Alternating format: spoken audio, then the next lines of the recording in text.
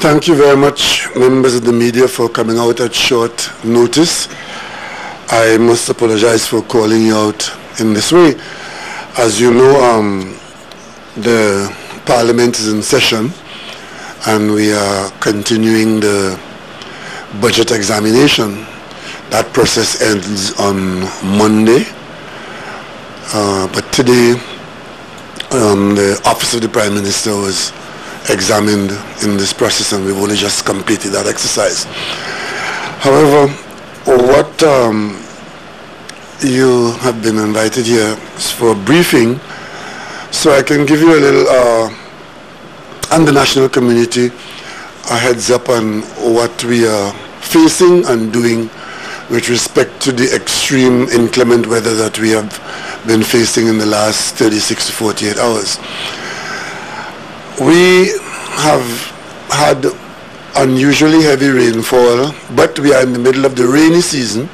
So from the beginning, we have to look at this as rainy season development. But every so often, every 10 or 15 years, we tend to get unusually heavy rains here and there. And also, today, we are expecting just about this time, I'm advised, high spring tides. As you know, spring tides are the highest tides. And most of our main water courses in Trinidad, East, Central and South Trinidad, most of our water courses are either up to capacity or are overflowing. And of course, when you take into account that the outfall of these rivers are all into the Gulf of Paria, the high tides, and except for the South Coast rivers, of course, that go into the Columbus Channel, the high tides would prevent an outflow very quickly and would contribute to the accumulation of water in and around the river channels in the low-lying areas. So as I speak to you now, what has been happening is that we have been observing the flooding since mid-yesterday, thereabouts, and it has continued. In some areas, there is some falling taking place now, but we've had significant flooding in the east and the Sangre Grande fishing pond area, in the La Hoqueta area in Manuel Congo. We've had in St. Augustine, Tunapuna, particularly in the Freeman Road area where the drainage channel there has affected many people. In the St. Helena and Kelly area and the south bank of the Carina River, we've had significant flooding. The Carina River has broken its bank in 6 places and has facilitated flooding in the Las Lomas and Warren area. The Barakpur area has flooded, and Pluck Road, Ramai Trace, which are the same areas which suffered the flooding during Brett. I'm told that the flooding there is a little higher than it was during the Brett period, but it's just beginning to drain off. But the high tide this afternoon might see that draining off being impaired. And we have flooding in the Rochard Douglas Woodlands area. What has happened is that the 3 ministers who have been out in the field from the very beginning, the Minister of Local Government, who is the minister with the responsibility for first responders in the regional corporations, the Minister of Works has been out in the field continuously, and of course the Minister of National Security. As you know, the agency that stands in readiness to respond in this situation is the ODPM, the Office of Disaster and Preparedness and Management. That department is receiving reports from the 14 corporations, those that are affected. We haven't had any reports from the western area and the Port of Spain area, but starting in Barataria, in El Socorro South, we've had flooding from that area, going all the way to the east, through central to the south. And the ODPM has been coordinating its responses and its call for assistance through to the Defense Force. The Defense Force has been mobilized earlier today, and the heavy and high vehicles are out into the heavily flooded areas and are going through the high water, taking assistance and bringing some relief to people who are marooned in those areas. As I speak to you now, they are in the Woodlands area, and Defence Force vehicles are on their way to these specific areas where the water is particularly deep, taking some relief to them and offering assistance to people who might be marooned in their location. We haven't had very many landslides yet, but if the rains continue, the soaked hillsides could see more landslides. We've had a few landslides on the north coast, but the Ministry of Works has already attended to those landslides, and as I speak to you now, there is no road that is impassable as a result of a landslide. All the landslides that have come down in mainly the northern part of the northern range have been attended to allow passage of equipment and normal traffic. We will continue to monitor the situation by bringing relief to those persons who want that relief and who are to benefit from the Defence Force personnel out there and the Ministry of Works personnel. Local government will continue to have corporations put their requests through ODPM for what kinds of assistance. Those persons who need immediate help, like mattresses and canned food stuff and so, we're getting those items to them. And tomorrow morning there will be a press conference at the Ministry of National Security, where the ODPM and the ministry will report as to what has happened overnight. We're seeing some improvement in the weather, at least here in the north. So hopefully if that continues, we expect that the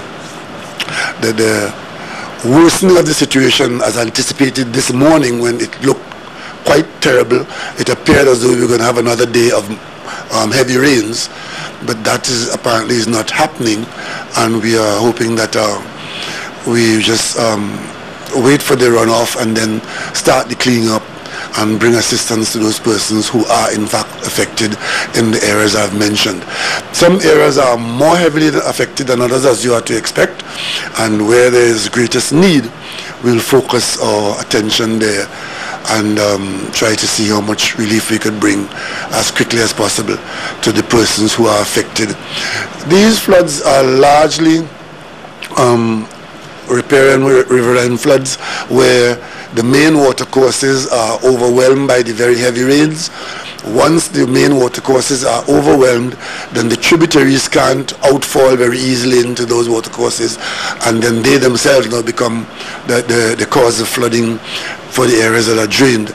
And of course, if the main water rivers can't expel their water into the Gulf because of the high tide situation, the water spreads out into the low-lying areas around. So it is basically the same situation that we experienced many times before. Some persons have been affected by human activity, some development works here and there, which would have caused some interference with the free flow of water in some channels. So some persons might have had flooding experiences a little heavier than they have seen before, or in one or two areas they would have had flooding where they haven't had it before. And this is sometimes the result of unintended consequences from developments, or in some instances persons who have occupied areas which are really the water courses, when the water courses are required to receive this kind of unusually heavy rainfall. But from all reports that I've had, I've been in continuous touch with the ministers in the field all day. From last night, early this morning, I've been in touch with them. And from all reports, it appears as though things are under control. There's a bit of a slow response here and there to some of the things that have to be done, but we're picking that up, and I expect that by tomorrow, if no additional rains, but by tomorrow we would be in a position to say to you that the worst would have passed and we would have responded completely to the needs of those who have been affected. So if you have any questions concerning this, I would take them now. If you can, it's a little noisy here in this room, I must apologize for that, but if you can, oh, there's a microphone there. If you can use the mic, thanks. Yes, Mr. Prime Minister. Is that mic on? I think so. Oh, now it's on, yeah. Okay. I just came from a press conference with the ODPM, and the ODPM has taken some responsibility for their earlier response. They said it was due to a lack of communication.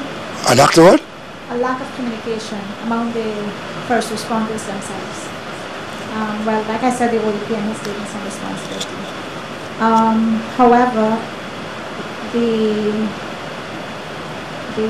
ODPM Deputy Chief Executive Officer also said that, you know, this issue is a small one and not as big as, you know, could have happened or as has happened elsewhere.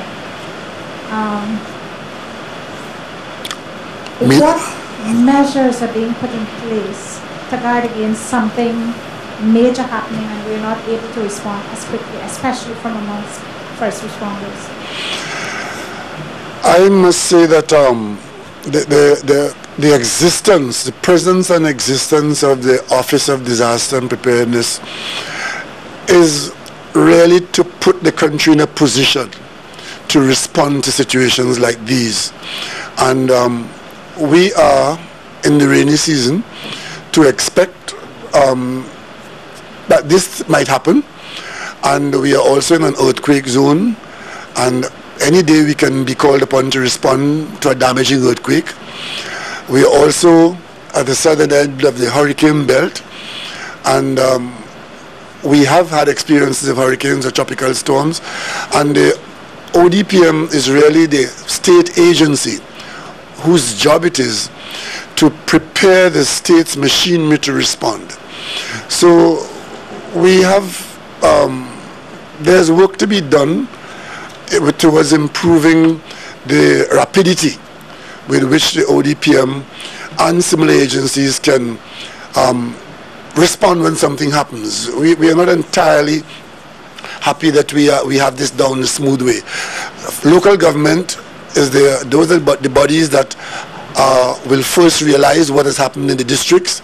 There are 14 local government bodies in Trinidad and Tobago, and all of them may at the same time be making a demand, or the lines of communication may be blurred or may be ineffective, and that's an area we need to improve on.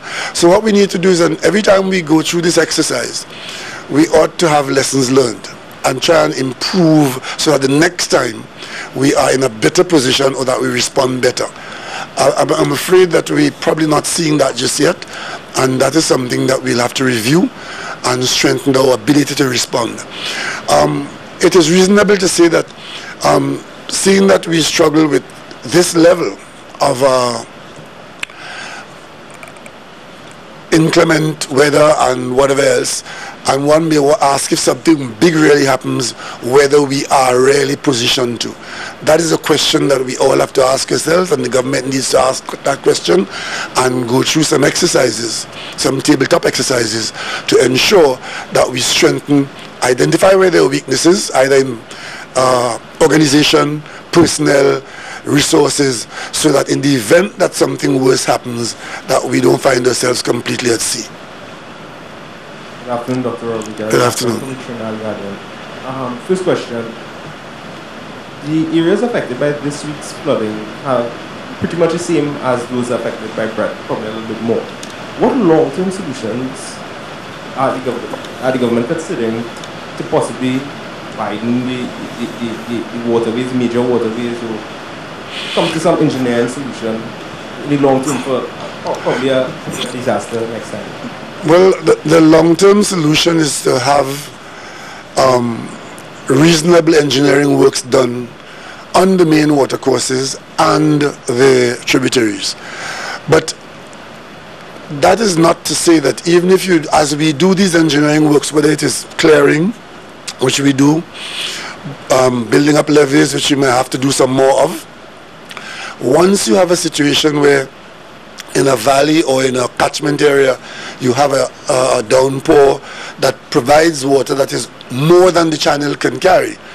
The water will have to go somewhere, and especially if you have tide problems at the mouths of the rivers, we have fairly significant tides which may prevent the river from flowing out very quickly.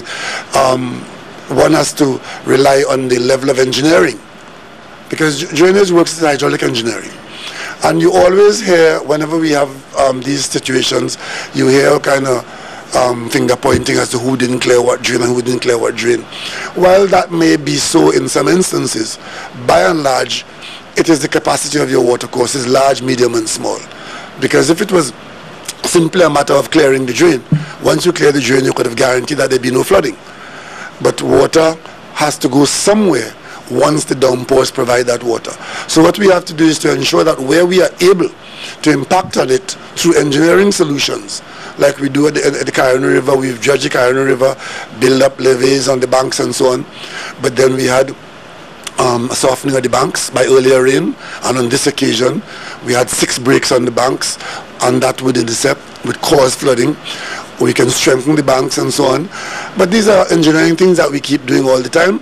And of course, in the other areas, especially areas which are occupied by communities where we have people interfering with the surroundings, like clearing hillsides, creating landslides, allowing trees to fall into the passageway, these could generate incidental drainage problems as against initial capacity problems, as well as dumping in the river courses and also building in the water courses. These are all the things that impact upon this kind of situation. And so we have to address them as they exist or as they come, to ensure that when we do have excessive rainfall, we don't end up on every occasion having to experience these kinds of things. Dr. Rowley, how do you respond to criticism from some members in the worst affected areas who were disappointed in not seeing you in the field alongside your ministers in the worst of it? Well, I mean, I'm glad to hear that they would like to see me, but I mean, but we all have different responsibilities. There's a government structure. As I said, the parliament is in session. We're doing the national budget. I spent my time there. As soon as I was finished there this afternoon, I organized this press conference so as to speak to you and to speak to them. We have 3 ministers in the field whose portfolio responsibilities are the effects I just mentioned to you. We have the Minister of Works, who is the minister responsible for drainage. We have the Minister of Local Government, who is the minister responsible for the local government bodies. And we have the Minister of National Security, all of whom are government ministers at the top of the government who are out there. So if it was feasible for me to be there, I would have been there, but today it wasn't feasible. No, yesterday. I wouldn't have, it would have been a different story had I not gone to the parliament. I distinctly recall sometime I was out in the south for some reason, and I came to parliament late, and that was the story. That I wasn't in the parliament. So we have different responsibilities, but I can tell you, and I can tell all those affected, that I've been in continuous contact with the ministers, and I've been getting a running commentary as to what is happening, and what decisions had to be made were made, and we are out there. The government is present, providing relief and providing monitoring and assistance as and where those requests are made available. In a way, you have answered my question, but it's in terms of budgetary provisions indeed to help those who would have been severely impacted to rebuild their lives. What about the provisions? Well, again, we do have a model where if there are people who have been severely impacted and for whom assistance is required, that assistance would be made available in the way we did with Brett, where we had we assessed the nature of the damage, we assessed the extent of the assistance that's required, and we make some provisions, and there are qualifications that are required, and we, as a nation, we try to help those who are affected and can benefit from some assistance from the state.